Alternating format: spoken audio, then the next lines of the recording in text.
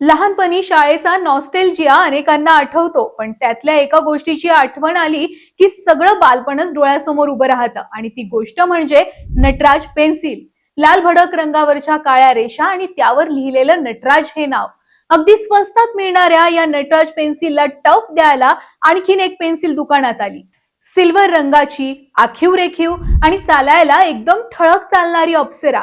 Nataraj pencil पेक्षा दुपटीनं महाग, तरी पण जोरात डिमांड. व्हायचं असं की दुकानात गेलो की नटराज घ्यायची की अप्सरा याचं कन्फ्युजन व्हायचं, कारण दोन्ही पेन्सिल स्वतःचं आपलं वेगळेपण आणि आब राखून अगदी थाटात मार्केटमध्ये आपलं वजन राखून होत्या.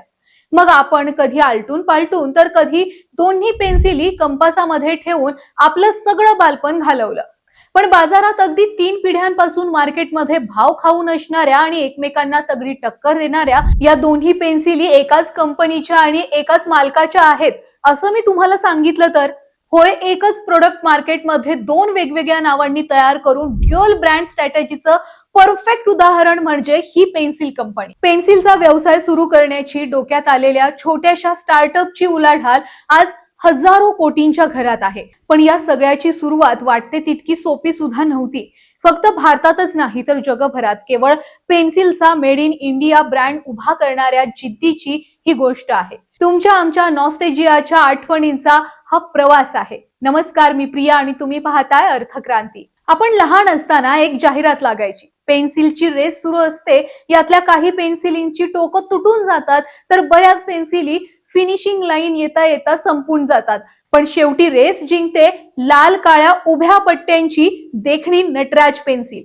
पण कित्येक पिढ्यांच्या लहानपणीच्या शाळेच्या आठवणीची भाग बनून गेलेल्या या पेन्सिलचा प्रवास आपल्याला वाटतो तितका सोपा नक्कीच नव्हता. या सगळ्याची सुरुवात होते ती स्वातंत्र्यापूर्वी 1930च्या दशकामध्ये. तेव्हा भारतात अनेक जागतिक ब्रँडच्या पेन्सिलींची हवा होती.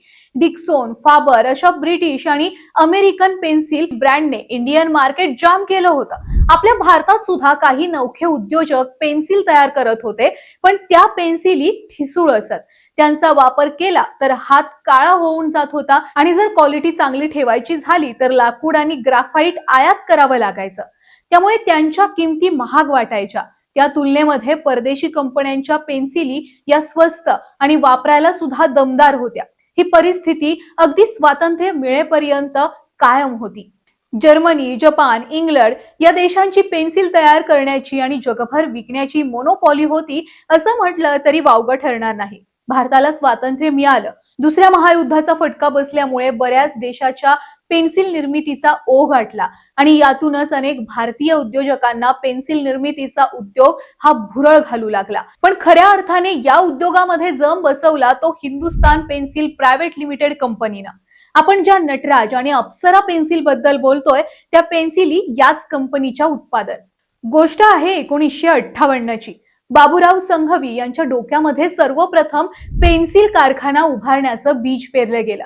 त्यासाठी त्यांना जोड मिळाली ती रामनाथ मेहरा आणि मनसुखानी या त्यांच्या दोन मित्रांची. या तिघांनी मिळून जर्मनीमध्ये जाऊन शीस पेन्सिल बनवण्याचं तंत्रज्ञान हे आत्मसात केलं. भारतातल्या पेन्सिल मार्केटमध्ये उतरायचं तर ग्लोबल ब्रँडला टक्कर द्यायचीच हे त्यांच्या डोक्यामध्ये एकदम फिट झालं होतं. म्हणून भारतात येऊन अनेक निरनिराळे प्रयोग आणि पैशांची जुळवाजुळव करून त्यांनी मुंबईमध्ये हिंदुस्तान पेन्सिल कारखाना हा सुरू केला आणि त्यांचं पहिलं उत्पादन होतं लाल काळ्या रंगाची मजबूत आणि नंतर कित्येक दशकं लोकांच्या नॉस्टेजियाचा भाग बनून गेलेली नटराज पेन्सिल. संघवी यांना पक्क ठाऊक होतं, भारतातल्या मार्केटमध्ये टिकायचं असेल तर अगदी स्वस्तात पण द्यावं लागणार आणि त्यांचा विश्वास देखील कमवावा लागणार.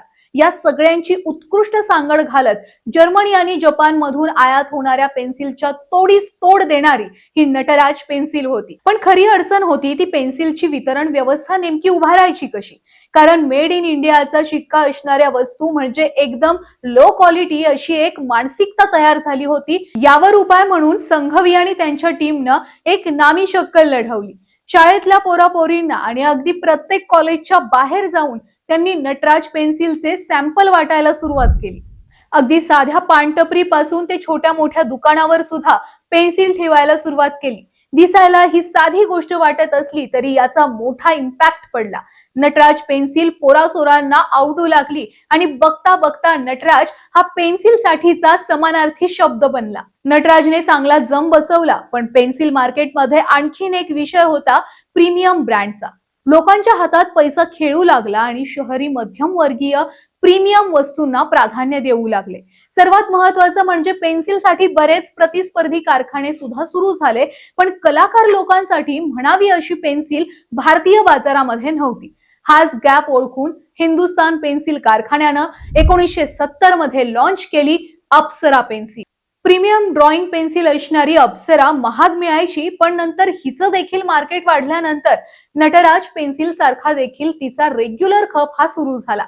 पण सगळ्या भारतीय बाजारपेठेमध्ये उलटापालट घडवणारी एक घटना घडली, ती म्हणजे जागतिकीकरणाची. 1991च्या ग्लोबलायझेशन नंतर मार्केट खुलं झालं आणि पुन्हा एकदा उत्पादनांची स्पर्धा सुरू झाली. बदलत्या स्पर्धेच्या युगामध्ये टिकण्यासाठी हिंदुस्तान पेन्सिल कंपनीनं काही महत्त्वाचे बदल केले. फक्त पेन्सिलच नाही तर खोडरबर, पट्टी, शार्पनर यासारखे अनेक स्टेशनरी प्रोडक्ट्स नटराज ब्रँडच्या माध्यमातून त्यांनी सुरू केले. जागतिक ब्रँडची टक्कर देणं तर कंपनीला भाग होतच, पण डोम सारखे अनेक भारतीय ब्रँड्स देखील स्पर्धेमध्ये होतेच. या सगळ्या परिस्थितीत विचार करून नटराज आणि अप्सरा पेन्सिलच्या जाहिराती प्रसारित केल्या जाऊ लागल्या. नटराज पेन्सिल चलती ही जाए, अप्सरा पेन्सिल 5 मार्क एक्स्ट्रा या दोन जाहिराती तर 90च्या दशकामध्ये तुफान गाजल्या. एकाच प्रोडक्टची ड्युअल ब्रँड स्ट्रॅटेजी चांगलीच गाजली आणि या सगळ्या जाहिरात आणि मार्केटिंग स्ट्रॅटेजीमुळे स्पर्धेतही अप्सरा आणि नटराज फार पुढे निघून गेल्या.